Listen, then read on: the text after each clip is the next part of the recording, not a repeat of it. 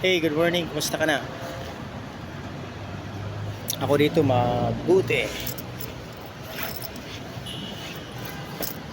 Alam nyo ba, nakakalungkot? Kasi ngayon lang tayo mag-update sa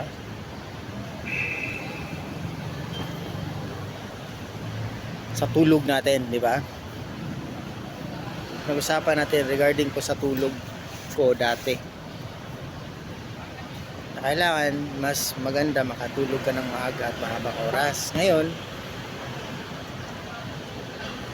siguro sa 8 days or 7 days, ilang araw lang natin nagawa siya. Nakakalungkot. Parang hindi ko kaya na. Joke lang. Kailangan wag mag-quit. Pagpatuloy natin. Di ba? Wag ka mag-quit.